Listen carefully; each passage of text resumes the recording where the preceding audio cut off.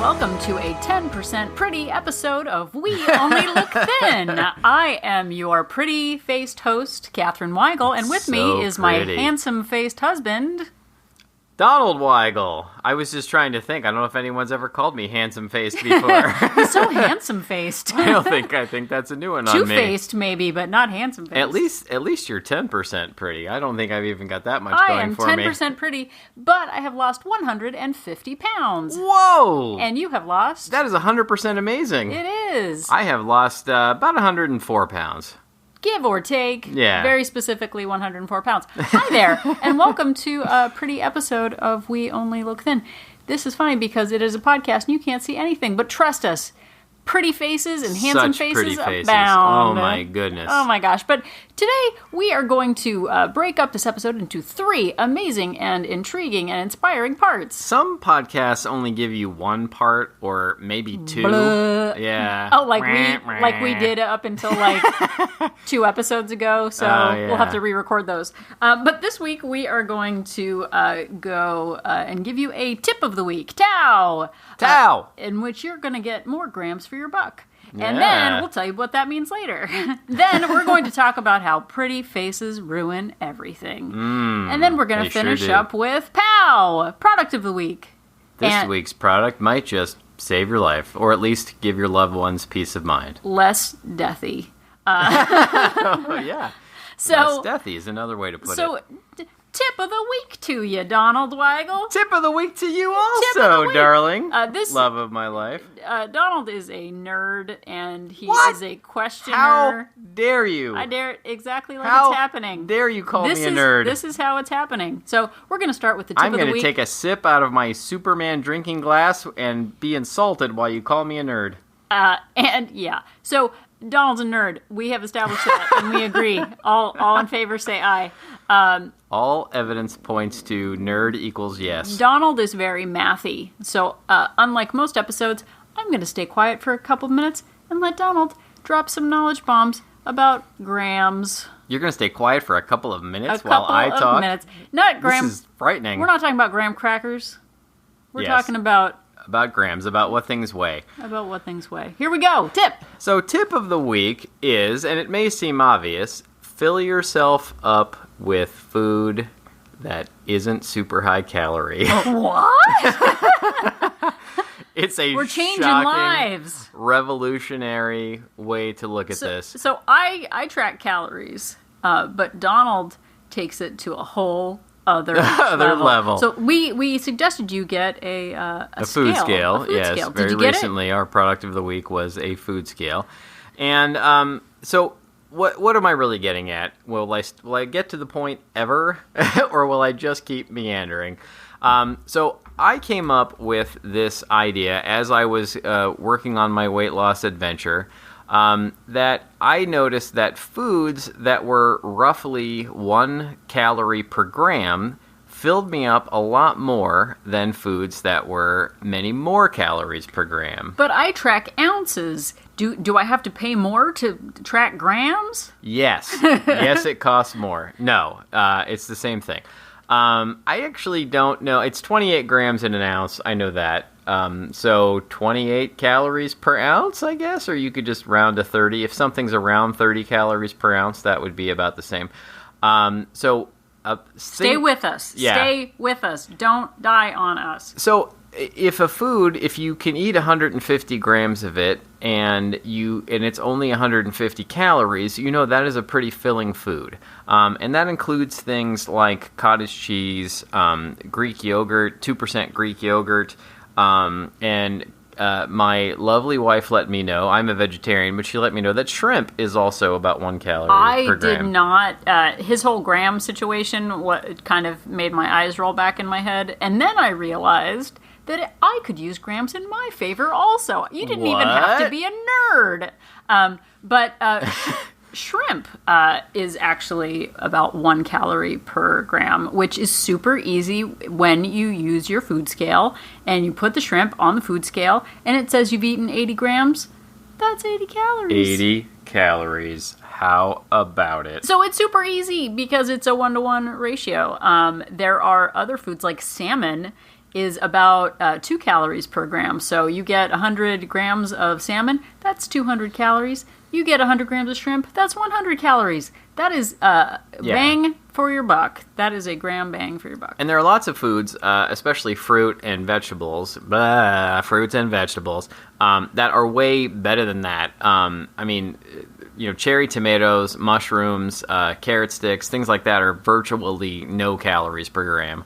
And fruit is way better than 1 calorie per gram. I want to say it's something like, a half of that. So fill yourself up with these low-calorie foods, reach for them first, and then maybe later in the day, you reach for something that's a little more treaty. Well, and for something, if we go back a couple of episodes in the Wayback Machine, we talked about pumping up the volume. Pump up the volume. Pump up the volume. So let's say you do actually want a piece of salmon, and it is, it is a higher fat, delicious fish. And you pump up the volume by adding, say, some sautéed cabbage to that. And you can, double, triple your volume of food for a low gram for your buck. It's fantastic. So if you want to go back, listen to the Pump Up the Volume episode. Yeah, and one thing that, we get this reduced guilt Trader Joe's macaroni and cheese, it's so good. Which is already not too much worse than 1 calorie per gram already. And then we add things like cauliflower to it, or sometimes I'll add fire roasted tomatoes, which are, practically calorie free. Yeah, or broccoli. So you're again, doubling the volume. You're eating something delicious. We're not telling you to just eat sad cottage cheese. I'm not telling you to do that. I don't like cottage cheese. But you can pair a higher indulgent food with a very low gram per calorie ratio food and pump up the volume. Yeah, but when you're out at the grocery store, look for things that are roughly 1 calorie per gram or better. There are plenty of soups out there, plenty of beans kinds of things out there. Lean proteins. Even things like instant oatmeal. There are several of those that are 1 calorie per gram or even better than that. And they really fill me up. And I try and eat those early part of the day. Helps out a lot. Gram of the day. Gram of the day. Ooh, we should do just okay, now everyone, we're just going to do the gram of the day. So let's talk about pickles again, shall we? Pickles! We didn't even mention pickles. Pickles are pretty much calorie free, too. Okay. We all know how you feel about pickles. All right. So let's move on. You're looking at me right now. Yeah, I am. We're moving on to topic 2. We're tiptoeing over to topic 2. What would you say about my face? Oh my goodness, it's so pretty. Oh, it's so pretty. It's so pretty. People have been telling you your whole life you have a pretty face. Yes, and I know that sounds like a good thing, and I guess it is. No, it's not a good thing. So we are actually going to respond to one of our wonderful listeners who's also in our accountability group. Yeah, Alexia on our Facebook page heard Catherine mention something about the fact that she focused on her pretty face and as a distraction and wanted to hear more about it. So you're about to right now. You're about to. So it is an empirical fact I've got a pretty face. And that's just science. And when I was growing up, I have been very candid about having weight issues since I was, I think I had my first binge when I was about 4 years old. And family members would say to me at picnics and potlucks, they would say, "Oh, she's such a pretty girl, such a pretty girl. Her face, oh, that is a pretty face." And then they would kind of do the eyeball up and down the rest of my body and sort of cringe and be like, "But that whole situation south of the border is a hot mess," is what my the way I my imagine meemaw would say. I imagine people grabbing their collars in an old timey going. Ooh. Yeah, or you're traveling around with a record player and you skip you see the face and you're just oh, and those what is it, droopy dog cartoons where you just see the veiled face and you're like, "Oh my gosh, she's so beautiful," and then the unveiled face and it's a monster. My body was the monster below the veil. So I used my pretty face as ammunition, and it's sort of my fallback to not dealing with my weight issues. It was well, at least I've got a pretty face. I worked out with a personal trainer, which I've also talked about, and the first thing that he said to me when we were going to train was, "Catherine, you could be a model. You're so pretty. Now we just need to get your body to match your face. And then you'd be the whole package. Yeah. And I was like, that's not a compliment. No. Like, it's not just like, wow, you're an attractive person. Like, you have an element of yourself that is attractive. But I've had, for literally 4 decades, people tell me that I had a pretty face. And then, like, grandparents would say it. Aunt and uncles would say it. Like, random strangers. People at Weight Watcher meetings. Yeah, like, and I know a lot of you out there are going, well, no one's ever must told be me nice I had... to Yeah, have must be a nice. pretty face. But the idea, nobody just said she was pretty. Like, there was always this backhanded implication that like, the rest of her needed work. 10% pretty. Like, the face part is fine, and the rest is a hot mess. And, I think something that was sort of a failure on my part was that I used my face as, like, well, at least I've got that going for me. And we talked about, like, some, for our 20s and 30s, our weight was an issue.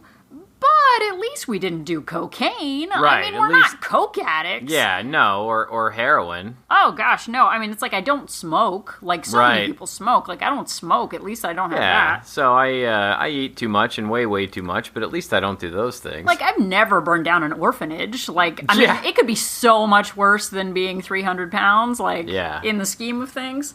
You're like, I've got a great personality. At least I've never burned down an orphanage. Well, that's where we're going. But you go to those, like, excuses to justify your bad behavior. And I mean, we actually had a friend over once who was like, well, you're married, so you can kind of let yourself go now, right? And it was like, well, well, and you know what? I think I actually used to tell myself that, though, to a certain extent. I would be like, well, I'm already married, so I guess I don't have to try that hard. And those excuses of, like, all the things that we're not, it's like building the negative space around you of the things that you aren't to kind of pretend that your weight isn't an issue. I would have a problem going to doctors because I wouldn't want them to talk about my weight. So I would kind of ignore, or kind of hide from the doctor, or I'd lose a few pounds before I'd go to the doctor to tell them that, I was back on a weight loss regimen. And one thing that really tripped me up was that I always had really good blood work. And it was, aside from my pretty face, my blood was fantastic. It was such pretty blood. Yeah. But, my heart rate was always good. I didn't have high blood pressure. My, all of my, my levels were all good in my blood work. So I was like, well, sure, I'm 300 pounds, but my blood work is great. It's not like it's a big issue for me. Yeah, and I used to tell myself the same thing. I would go to the doctor pretty regularly, and he wouldn't find anything, terribly wrong with me. So I figured I was fine. I could just keep doing what I was doing. Well, and Donald is a vegetarian, and so his cholesterol was always very low. And using those numbers of like, well, my cholesterol is great, like, okay, I'm 250 pounds, but like... Yeah, I've got world-class cholesterol, everyone. World-class. But we use those little excuses, well, I'm successful. Well, I've got a great 401k. I'm married. I'm not an axe murderer. Like, all of these kind of building blocks to our lives to make us forget the actual reason for the season. Yeah. The reason that being healthier is important. Well, and spoiler alert, eventually one of those regular doctor's visits led to some blood work coming back that showed I had type 2 diabetes. And could no longer rely on, hey, my blood worked good, my doctor hasn't found anything truly wrong with me. Couldn't rely on that anymore. So what I'm saying is, don't be a Donald. Don't wait until you actually have a serious medical problem. Don't use the blood work as good excuse like I did. Well, and I think, too, I mean, that was, we knew that we were overweight. Right. Did I let anyone take a picture below my torso? No, I did not. I thought we might actually have to get divorced once because I took a full body photo of you and you were so mad. Well, but okay, maybe we should post the picture. We'll let the people vote whether it was a good picture. My tongue was half out, one eye was closed. It was not a good picture. But like, I would, take photos of myself basically from like a 90-degree angle above my head so that you couldn't see my triple chin. Like every picture of me is like from outer space above so that you couldn't see my body. I would never take pictures below my torso. I knew there was an issue, but I didn't want any proof of it. And by avoiding that and by making loophole stories, I'm too busy, I'm too tired. Donald, I'm of Polish heritage. How am I supposed to lose weight? Yeah, there's no way. You've got pretty much pierogies for blood. I do. Oh, delicious pierogi shape. What if my blood cells were actually pierogi? Actually, pierogi shaped. That would be fantastic. But, we use our heritage, I come from an Italian family, so, basically... I'm forced to eat this way. I'm fettuccine Alfredo. Yeah. And I did that for so many years. This is just my Latin life. I don't have a choice in it. This is, we build all these, stories about our life. And I think this is a very difficult topic for me, because I feel like I want to be happy with myself at any weight, and I think it's important to be happy with yourself at any weight. If you're constantly telling yourself that there's something wrong with you, that you're a loser, that nobody would want you, etc., that is completely unhealthy. But at the same time, I have to admit, I was fooling myself when I looked at myself in a mirror or looked at myself in photographs. I would say to myself, well, I'm really not that heavy, and I really was. And being happy and confident with myself at a heavy weight is not the same thing as being realistic about the fact that I was that heavy and that I was on a road to diabetes and that I didn't really pay attention to the warning signs before it was too late. And then, the reality hit, and that's when I actually did something about it instead of doing something, before it became a serious medical problem. Well, and two, we have a daughter, and, Donald was tired all the time. He was sleeping all the time. And, not at work, but, napping frequently and not, every chance I got. And I didn't realize that my lack of energy was due to an actual medical problem. I remember at one point you're like, I think this is just how you feel after you're 35. You're just tired all the time. Seriously, I went to bed at age 35 once, and I woke up, and I was still tired. Woke up tired. And I laid back down for a while, and I woke up again, and then I was just tired until, about 2 years ago when I actually did something about it. Well, and I think that our lives are built of the stories that we make for ourselves. If you wrote an autobiography about me, or if I did, my story was all based on kind of the gossip of my past and I moved 18 times by the time I was 18. My parents did this. I was victim of this. I was victim of that. I didn't have a fair shake. And those building bricks of my story, my life story about what I was capable of, was all based on kind of negative, not even trying to work hard on myself. Yeah. I'm not good enough. Oh, I'm not as smart as my best friend is. Oh, well, I got a raw deal because, my dad lost his job or whatever. And I would build... My life was based on all of these other stories. I'm not good enough. People would say, oh, well, you've got a pretty face. And so I would hold on to that negativity instead of creating my own story. And I would suggest to listeners out there that we might all be unreliable narrators of our lives. Of our own lives. Now, what is an unreliable narrator, you might ask? Think of it as... let's say that you've got two kids and you hear them fighting in the other room, and one of them comes running in and says, "Tommy pushed me and it was completely his fault." Now, can you take that story at face value? You might need to listen to Roger. And when Roger says that Tommy... I don't know. I forgot the names I used already. Dumped a refrigerator on him, and he couldn't get out. Then that's why he pushed. There's always two sides of the story.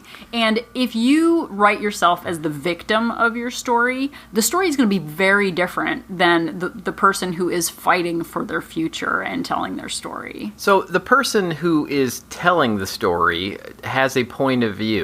And that person, it's a device used in literature a lot, an unreliable narrator.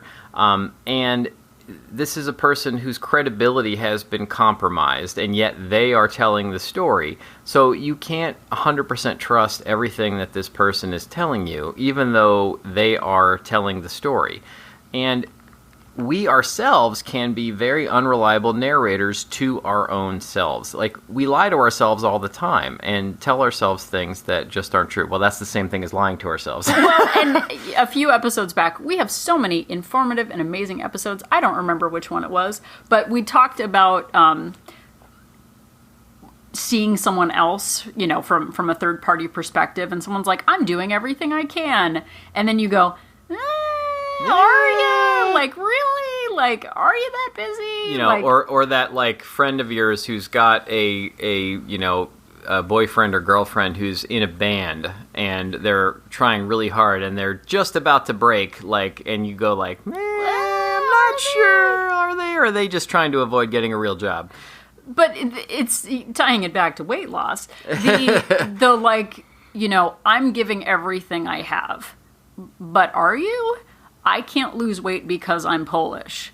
Really? Or is it because you go to get fast food 5 times a week? Are you saying that your Polish heritage is causing you to go and get McDonald's? No, it's your choices. It's your choices in your brain, not your heritage. And so taking the viewpoint of that unreliable narrator, just consider maybe the top 10 stories you tell yourself. I'm too old. I'm too busy. I'll do it when my kids graduate. I'll do it when my job settles down. I don't like going to the gym. Whatever your stories are. Yeah, I just can't. I've tried everything and just nothing works for me. It's genetics. My metabolism doesn't work like everyone else's. So if you take a list of your top 10 kind of stories that you tell yourself, I would challenge you to then, make a line down the page, and on the other side of that line, write an alternate story where you are the champion of that story instead of the victim. On the left, it says, I can't afford a gym membership. On the right, it says, so instead, I walk at lunch for 20 minutes. Is that an emotional thing? It's just a choice. Yeah. It's just a different choice. I can't meal prep. So I go to Ralph's and I buy a rotisserie chicken that's already made. Yeah, I buy prepackaged things that are easy and calorie friendly, or whatever diet plan you're on friendly, that are ready to go.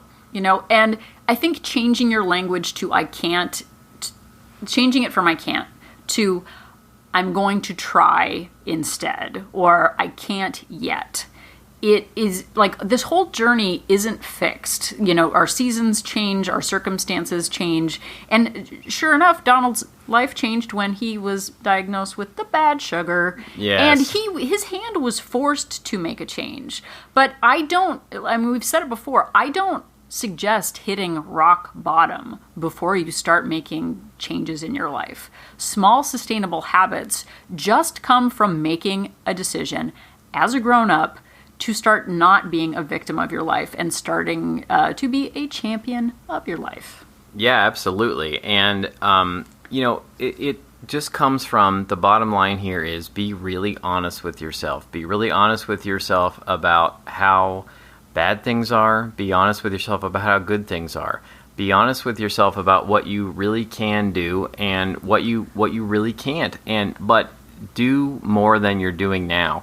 And tell yourself you can. When I first started, I just as a joke kind of set my goal weight at losing 70 pounds. And I said, I will never lose 70 pounds. This is going to be crazy. I'll be happy if I lose 20, 30, 40. And I've now lost over 100 pounds. And so if I can do it, believe me, you can too. I know you can. But that mindset shift is so critical in everything that I've done. That the habits are unemotional. like I have told you before, I struggle with depression, I struggle with self-doubt in so many different ways, but this whole journey has taught me that my circumstances have not changed. The way I look at them have changed. And those excuses to sort of, I mean, we're tying a couple of ideas together, but it's, you know, in your 20s, it's about vanity. In your 30s, it's like, well, I'm not in my 40s yet. Like, it'll be fine. I don't really have to worry about it. And it gets really real at this point. Really fast. In our lives. We were actually interviewed by a podcaster, no, not a podcaster, a blogger about you can't sell prevention. Like, she asked, you know, how do you get someone to take care of themselves before it's an issue? And she said that she didn't think she could. And you know, if you just go to a senior center or, you know, a Walmart on a Sunday morning and see people in scooters who look to be your age, like, not that there's a threat, but it's like our mobility is at stake. Being able to go up a flight of stairs, being able to lift oneself out of a chair, being able to, you know, not lose a leg to diabetes. Yeah, like, it's a quality of life issue that maybe hasn't, you know, caught up to me yet, but eventually it will. And those excuses, the like, well, at least I'm not, you know, a drug cartel boss, like on Breaking Bad, like, all of those negative space stories don't actually make up who you are. Your habits make up who you are. The stories that you tell yourself, like, you know, they say, like, if you don't believe that what you tell yourself matters, like, go tell a kid that they're a trash panda, garbage, and are never going to be anything. Like, you don't think that's going to make a difference in somebody's life? Like, the way you speak to yourself, the possibility for change that you put in place matters. You're building your story brick by brick. And if you stand back and look at your wall as just a bunch of excuses, like, that is not going to hold up. That is not going to lead you toward your better self. What is going to lead you toward your better self is making yourself a priority, not making excuses, setting boundaries with other people and with yourself. Just because I work in my kitchen doesn't mean that it's a 24/7 like food buffet. Like, I have to set limits around myself because I am a grown-up, and that's what grown-ups do. And question all those things that you tell yourself, you know, that it really isn't as bad as I think, you know, as it could be, that I have a pretty face, so why do I need to worry about anything else, that my blood work's good, you know, and all of those negative things you tell yourself. I just can't, I'm just too busy. Like, really question all of it and try and get really honest with yourself about what you can and can't do. And I know I found that I could do a lot more than I ever thought I could. Well, and, you know, the one last excuse that I don't think has been presented to anyone is well, if I was as rich as Oprah Winfrey, then I could lose weight. Like she had to buy Weight Watchers. Like, you want to talk about needing motivation? Like, buying a whole organization so that you can stay accountable is a pretty serious thing. But it's like looking outward, looking to other people's circumstances. You know, they've got it easier than me. It's, you know, it's my metabolism, whatever. Habits are habits. Going and getting a McRiblet every day is a habit. Going for a 5-minute walk every day is a habit. Which brick are you going to build your house with? The McRib brick or the walking brick? A house made of McRib, although sounds tasty, would not hold up very well in a storm. It would not. So let go of excuses and start setting small habits in place to build you toward success. I didn't finally lose the weight because I hated myself and I hated my body. I lost it because I loved myself and I wanted to thrive instead of wilt. So I think that is a wonderful way to end this, and I love you too. I love you. I do. I love you. So now we're gonna tiptoe onto topic 3. It is time for the product of the week. Pow! Pow! So Donald, what's the product of the week? The product of the week is Road ID. What's that? I'm not on a road presently. Road ID is a product. It's a variation on a theme, which are these little metal tags that you can wear. Identification when you are out exercising. In our case, it's walking, and maybe you're not carrying your ID with you, or even if you are. If something were to happen to you, it's got emergency contact information on it. You can put your blood type on it. You can put any known allergies on it. And we brought this up on our Facebook page recently, and we had a nurse chime in and say, thank you so much for bringing this up, because you don't know how many times people come into the hospital and we have no way of reaching loved ones. We have no way of knowing right away what their allergies are, what their blood types are, and the road ID can really save a lot of time and translate to really saving lives and or saving a lot of additional heartache that was unnecessary. Well, and we, there are people who say, oh, but I carry my identification with me. That's super duper great. They'll know where to drop off your belongings when you're in the hospital, but they don't know who to call. And we actually have a young and fit neighbor who was out on a bike ride the other morning, and he blacked out while he was riding his bike. He got very scary, dizzy, and luckily he pulled over to the side, and someone was there and helped him, but they ended up calling the police. And he came to and was able to call his wife for aid. But if you're in a position where you cannot speak for yourself, whether you have had a heart attack or you are hit by a car, I know this is super uplifting, but it gives us such peace of mind to have this little identification. They have different versions. You can wear it as a dog tag. You can wear it as a little Velcro thing on your shoe. It has my name, my date of birth, my blood type, and then 3 contacts. And they make them so that they fit on your Fitbit or your Apple Watch. I wear the shoe one. Catherine and I both do when we go out walking, and it gives us a certain peace of mind. They also have an app that allows you to send out your GPS location to specified loved ones when you go out for a run or a ride or a walk. And that way, if something did happen, they would know your last known location. Well, and heck, even if you were just at the gym with 500 other sweaty people, and you're doing a shake weight. Do you do shake weights at the gym and you hit yourself on the forehead and you fall over? I do. That's how I do it. But, if you are out in public, just because you are around other people doesn't know that anyone knows how to help you if you can't speak for yourself. So Road ID is an inexpensive way to just add a little buffer, a little peace of mind. Yeah, and you can get them from the Road ID website or from Amazon. RoadID.com. And yeah, we love ours, so do it up. So we have told you very many things in this episode. Why don't we tell them what we've told them, Donald? Well, we told you about the tip of the week, which is look for foods that are 1 calorie per gram or better. Then we told you about my pretty face and how it has not done me any good. And so how pretty. Just because you're good looking out there in the studio audience doesn't mean that you shouldn't just take care of yourself. And then we told you about Road ID, the product of the week. Pow! Pow! Pow! Tow! So thank you so much for listening. And this episode was inspired by a listener who asked us a question on Facebook. If you have other episode ideas, things that you'd like us to talk about, we would love to hear from you. And you can reach us on the aforementioned Facebook. Search for We Only Look Thin.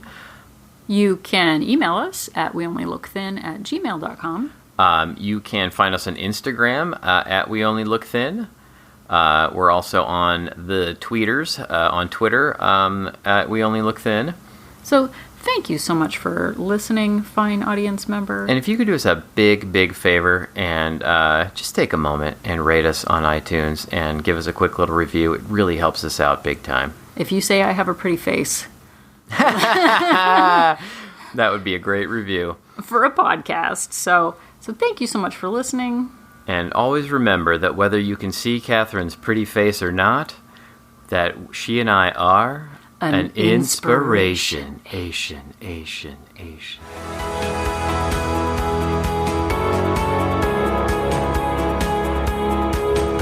The information that you hear on this podcast is for informational purposes only.